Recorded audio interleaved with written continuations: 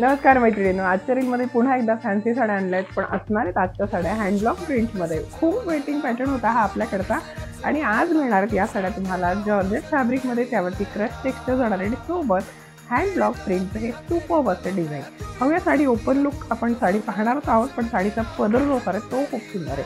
पदरावर अप्रतिम डिझाईन असून त्यावरती असणार आहे फॉईल प्रिंट, सिल्वरमध्ये फॉईल प्रिंट आहे. लुक एकदम रिच असणार आहे साडीचं.